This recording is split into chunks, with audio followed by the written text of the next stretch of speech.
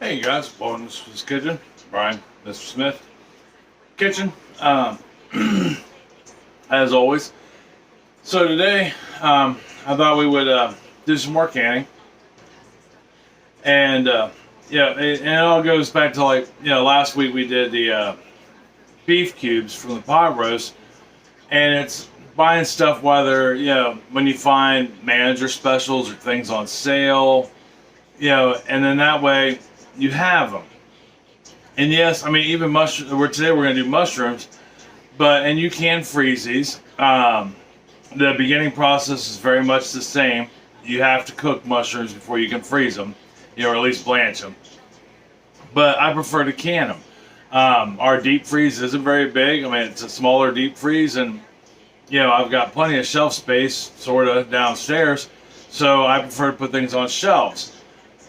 And I mean, like today we got, I got a bunch of mushrooms on sale, a manager special from the grocery store. So bam, let's grab them and let's get them canned up. I don't have room in the moment in my freezers to store them, because once you freeze them, you can't can them. It's one of those few things that you can't take from frozen to canned. I don't think. I've never been able to find anything on it. So what we do is, anytime we see manager specials, in this case mushrooms, I'll buy up every manager special one they have, and then I bring them home and we process them. That way we have mushrooms, and it's so much cheaper than buying cans of mushrooms. Today we're going to do pints of mushrooms, the 16-ounce jars, which is like 3 times bigger than your normal little can of mushrooms. Those are like 4 ounce, so 4 to 6 ounce, and then 8 to 12 ounce, depending on whose brand you buy. But those things are like $2 or $3 a piece.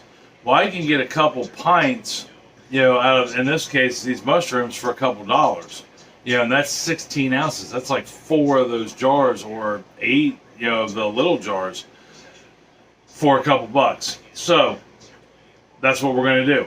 That being said, if you're new to my channel, welcome. I hope you're getting something out of my video. You get something out of this video, and you check out some of my others.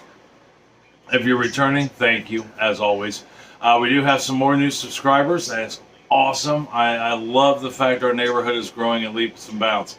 That's good. That means, there's a lot of people out there that really want to be good neighbors and good people, and share happiness through food with other people potentially, or their family. It means there's people out there that like to sit down and at dinner time and have a conversation. And down below me is the subscribe box. Right next to that is the notification bell, if you're so inclined to do either or. Thumbs up, thumbs down, always helpful. They do a couple things: put us out in the algorithm for YouTube. We could blow up and be the world's biggest neighborhood. And it also lets me know how I'm doing. Thumbs up, thumbs down. It's either you like the video and what I'm doing, or you don't, or you're trolling me. And then if that's the case, rude. But it's okay. I'll take the thumbs up, thumbs down, either way it goes. Comments, awesome. I try to respond to every single one of them, in some form or fashion. And I think that's all my spiel. So canning mushrooms. Let's get down here to the counter as always, and we will go over some equipment you'll need and talk about what we need to do to the mushrooms, what I've done so far, and what we need to do next. Alright, hold on for me 1 second. So, processing mushrooms. Easiest thing out there. Even easier than tomato sauce. Doesn't take 2 days. So, what we're looking at, what we need, you obviously need some mushrooms. And I think it calls for like 3 pounds. If you look at the National Center for Food Preservation site, it gives you exact numbers. Although you could really do this as long as you have at least 2 or 3 pounds of mushrooms, which isn't much. You can do this recipe because it's literally just mushrooms, water, a little bit of salt, and a pressure canner. You do need a pressure canner for these. I do have a recipe for non-pressure canner mushrooms that involve vinegar, where you basically pickle them. I know you're saying, ooh, pickled mushrooms? Don't knock it till you try it. It adds an unbelievable flavor to it. I'll show you a jar of it at the end of the video. I've already done some of those. Maybe we'll do some more. Chris absolutely loves them, and they do good in food. You will need mushrooms. So I'm going to put the mushrooms in. You will need a stock pot and a pressure canner. So the first thing you want to do with your mushrooms is, if you buy the whole mushrooms, even if you buy sliced mushrooms, you're going to want to put them in a bowl or a bucket or a container of some sort and let them soak in cold water for about 10 minutes. What that does is it just lets it loosens up the dirt that comes on the mushrooms. Trust me, you don't want that dirt on your mushrooms. And then you'll rinse them off. After you rinse them off, you'll put them in your pot like I have now. That's the steps you didn't see. I soaked, I washed, sliced, put them in here. Now all I have to do is take them and I'm going to put them in this pot right here. I'll tell you, this is so easy. This video is going to be so quick compared to some of the other canning videos. Because we're not going to add anything to this really. Well, I am, only because I want to. I'm going to put a piece of garlic in each pint that I do. That way I get that little garlicky flavor, because most of the things we cook with, especially with mushrooms that involve mushrooms, have garlic, and this will help intensify that garlic. Now that is an absolute option. You don't have to do that. And I can get away with it because we're pressure canning. Pressure canning will take this up to 240 degrees in the pressure canner for, in this case, 45 minutes, and it will kill any botulism that's even in the garlic. I could also just put garlic powder in this, but I want to do fresh garlic, so I'm going to. So we got that in there.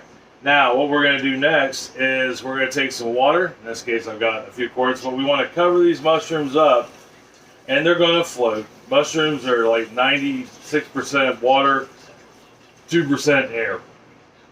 So we're going to fill our mushrooms up with some water, and we're going to bring this up to a slow boil. Meaning we don't want it just boiling crazy.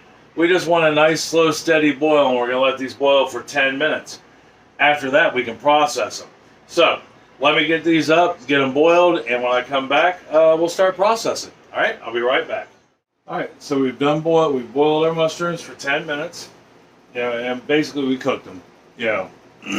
Not completely, but they're pretty close to being cooked. One thing I didn't mention was you can do whole mushrooms. They don't have to be sliced. We just prefer sliced. So, next thing we're going to do, I've got my pot warm, my pressure canner's warming up, just like always. I just got it turned on low to get that water, warmed up. My jars were sitting in hot water after I washed them. I washed my jars and my lids. I use ball lids, and that's what they require for anything that you process more than 10 minutes. You don't have to sanitize them and leave them in boiling water. You can just wash them. So, we gotten that far. Now, all we have to do is we're just going to take necessary tools, funnel. You'll also need grippers for your jar tongs. And we're going to take our mushrooms without a whole lot of the juice in them in the beginning, and we're going to fill these jars up. We're going to fill them up to a half inch, or an inch. They need an inch of head space, which, if you didn't know, that big ring right there is an inch of head space. Get those in there, just like such. And actually, let's do this. So I'm not sitting here putting a bunch of juice in there prior to. Oh, that is not cold by any means. I'll use my slotted spoon.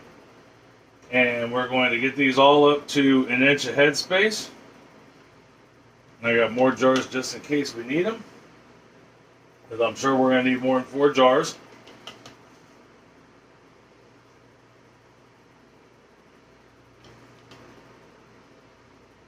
Now here's where, you have some options. Put that up to an inch first. Pay attention, do one step at a time, I guess, so to speak. Just like that. There. Now these you don't have to you don't want to pack them down like we do some things. Just because they'll lay pretty close to flat. And you want that as much space as you can in between them in order to get that heat to go all the way through. Remember, we've got to get that heat. The center of this jar has to be 240 degrees. we got those going on there. Now, here's where one of the options is salt. You can add salt to these if you want, and I'm going to. I'm just going to add 1/8 of a teaspoon of salt. You can put this in first, you can put it in second, however you want to do it. And then, like I said a few minutes ago, I'm going to add some garlic to these, because why not? You know, it sounds fun. If you don't feel comfortable using fresh garlic, you can put garlic powder in it. You can put a little bit of garlic salt in it, for that matter. Because that made it all of a sudden not a approved method, which is okay. Like I said, we're pressure canning these, and that will help tenfold. So now we just need to get some of this liquid that these just got done cooking in. We're going to bring it up to that inch line. Awesome. And then we are going to take a utensil of some sort, and we're going to get those air bubbles out. You know, just do that by taking your skewer or whatever, your plastic knife, if you have the actual tool, use that too, and you're just going to pull towards the center, right? You want to do all 4 sides. That way you ensure there are no air bubbles in there, because the air bubbles can actually work against you and cause your liquid to siphon out into the container, which is never good. And then we can just top off any bit that's not on there, just like that. And then we will take paper towel, and you can either use vinegar or good clean warm water, and you're going to wipe your rims off. And I really should be using vinegar, but you can use hot water too. You just want a good clean surface. That is what we're looking for. We'll take our lid, center it on there. Excuse me. Grab a couple rings, and we'll put these on. Now, when it comes to salt, back to the salt. You can use canning salt, you can use kosher salt. What you're looking for with salt is you don't want it to be an iodized salt. If you use salt for canning, you don't want it to be iodized. You don't want that iodine in your canning process. And then when we put our lids on, remember, finger tight, not palm death grip tight. Just finger tight till it won't turn no more. And be careful that you don't burn yourself. And then all we got to do is take these and put them in the canner. Alright, well, we get the rest of these jars done. We'll see how many we get. I'm guessing maybe 5 or 6. And when I come back, we'll move on to the next steps. Alright, so we got everything canned up and ready to go. There we are right in there. I got 7 pints, which would have been 14 8-ounce jelly jars if I'd have had them. That's the reason why we're doing pints. Which is okay, we'll use them all the same. So, what do we do next? Well, the next thing we got to do is get the lid on here. So let's see that. Remember, when lining it up, V-mark to V-mark on the handle here, just like so, maybe. There we go. And then turn it. And when you lock this in, it should have resistance. There should not be any, it shouldn't go easy. That means that there's something wrong in the gasket area. And I checked the gasket. You always want to check your gasket, make sure there's nothing wrong with your gauge visually before you do any canning session. Those are the 2 most important things. Canning can come across as being scary, but it's not. There's just a few basic rules you need to follow. You need to use a tested recipe. Now you can get away with some things once you've learned the rules, but when starting out, tested recipe, like this is a tested recipe except for the garlic I put in there. So if you're new to this and you're not comfortable with garlic, don't put it in. Hands down, national site for food preservation, great one. Ball books, great. Lots of recipes to start with. And there's a couple Amish canning books that are out there that are also good. I'll look them up and leave a link down below. And yeah, that's it. So we got our lid on. We're going to crank the stovetop all the way up to high. We're going to let it go until this little knob pops up, just like all the other times, or last time. This knob will pop up. Once that knob pops up, we'll set it to 10 minutes, and we'll let all the air escape out of the steam vent, and we should see steam coming out. I mean, you may not have yet to have any luck on video actually seeing the steam coming out, but it will be a solid stream of steam. So I'll bring you back when the knob pops, okay? I'll be right back. All right, so you just saw the, hopefully got to see that pop up, and I know you can see the steam rolling. Awesome angle for that. So now that that's popped up and we got the steam coming out, we're going to set the timer for 10 minutes. And once that 10 minutes is up, we can put our weight on there. Okay, so timer's going off. Turn that off. Take our weight. Put it over there. Don't burn yourself because that steam is coming out and it's hot. It's steam. So now what do? Excuse me. I'm going to watch this gauge. Once it gets back to 6, I'm going to turn my knob down to about 7. I had it just below high to get it to this point. I'll turn it down to 7. Once it gets up near 8, 9, I'll turn it down to about number 4, a little bit below 4. You know, and every oven's different, so it's hard to tell you what you should do with your oven or your stovetop. But you don't want to make giant moves. You know, getting it up here is one thing, but one thing I'm not going to do is take it and turn it now all the way down to 2, which is about where I'll end up at, is around 2 to 3 as a number, medium low to low.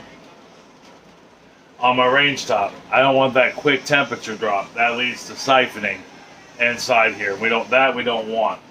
So as it goes up, I turn the heat down. Once it hits 11, all right, 11 psi right here above the 10. I don't know if you can see that or not. I'll go ahead and start my timer. Now, I want to hold it at 11. What happens if it goes to 12? That's okay. You know, it's not going to hurt anything. You don't want to get all the way up here in the 15 range. If it hits to 15 psi, this will start rattling like you wouldn't believe. You'll be able to hear it for a country mile, and you'll know something's wrong. But I want to keep it right around 11, 12 at the highest. Now, if I set my timer and this drops below 11, say even just to 10, I have to start my time over again. I have to get it up to 11, start the timer over again. If not, you run the risk of not having even heat at 240 degrees Fahrenheit all the way through the canning process. So I'm going to go ahead and get that taken care of, and once we get to 11, we'll talk about what to do next. All right, see you here in a second. So we're at 11 on our gauge. I'm going to go ahead and set my timer. Now with these mushrooms, whether you're doing 8-ounce jelly jars or 16-ounce pints, it's 45 minutes. So I'm going to set my timer for 45 minutes. I'm going to kick back, watch a YouTube movie, and keep an eye on this gauge. Make sure it doesn't go flying up to 15, because it can stay at 11 for 20 minutes, and all of a sudden it can start moving up. Don't ask why, I don't know. So I just sit here and watch it. See, I'm still going up above 11, so I just made a small adjustment on my knob. So when my 45 minutes is up, we'll come back and talk about what to do next. All right, see you here in a second. All right, timer's going off. So next thing we're going to do is we're going to turn our stovetop off, just like such. And then we are going to just sit here and wait. We got to wait on 2 things to happen. So we got to wait on that button to drop down and this gauge to go back down to 0. And then after that, after that drops, we'll take this off, take the weight off, and we're going to let it sit for 10 minutes. So when I come back, that will be dropped, the gauge will be at 0, this will have been off, and we'll open it up and take a look and see how we turned out. All right, I'll be right back. All right, so the lock dropped, Took the weight off. Let it set for 10 minutes. Now we're going to open it just in case there's any steam left in here, which there might be. You know, either way, it's hot. We're going to open it away from us. Always open this canister away from it. Yes, and there's still plenty of steam in there. Go ahead. Set that lid down. Grab our tongs, which are back here behind the laptop. Now, I know I showed you the tongs earlier, but things you want to keep in mind. Oh, there won't one popping. You want to make sure this rubber gasket is on here, right? If it's not, go get a new pair. We had an older pair, and I've had them slip out because they didn't have this rubber on it. So you want to make sure that's there. Oh, these are popping quick. But remember, when you take them out, straight out of the jar or straight out of the canner, don't tilt them. Nothing like that. Get the water. If there's water on them, it'll evaporate off. But there's our mushrooms right there. Good job, guys. We just did mushrooms. So what do we do next? We just let them sit. Now we got a little bit of siphoning in there. There's a little bit of juice. And part of that was my fault. I couldn't get it exactly at 11 psi. It stated about 12, and I find if I am up near 12 range, they have a tendency to siphon a little bit. That's all right. Like we talked about in the last video, siphoning is going to happen, and you may know why, you may never know why. But as long as that water isn't lower than halfway, your product is still okay. But we're going to get these out of here, and then the next thing we have to do is just let them set for 12 to 24 hours. Right, pretty much right where they're at. We want them to get completely down to room temperature. And then after this, we're just going to simply write the date on them. Today's date, which is, it happens to be September 19th. I don't think you'll see this until the 24th. But, and if you didn't know, September 19th is National Talk Like a Pirate Day. So, R. But we'll write September 19th on these and what they are, which these are just regular processed mushrooms, unlike the vinegar mushrooms I did earlier, and put them on the shelf in a cooler, dark, dry area to maximize shelf life for these. But that's it. 12 to 24 hours, date them, mark what they are, put them in your pantry. That is how we do mushrooms. So, till next week, when I have no idea what we're going to do as far as dinner goes, or to bake with, although my friends have sent me all kinds of really cool ideas. So we may try a few of those, hands down. I'm all about trying things people send me, because if they think it looks good, then I'm sure somebody else will too. And they've not let me down yet with the success rate on how good everything tastes. But I definitely will see you next week, Wednesday for dinner, Thursday for dessert, and maybe another canning video. I'm about to do a batch of green beans too, and want to learn how to do green beans. So, I love you. I love you very much. Tell somebody else you love them and you love them very much. Share a can of mushrooms with them. They'll appreciate it. You never know who needs food. These are some interesting times we live in. So anyhow, next week. I love you. I'll see you for dinner. Talk to you later. Bye.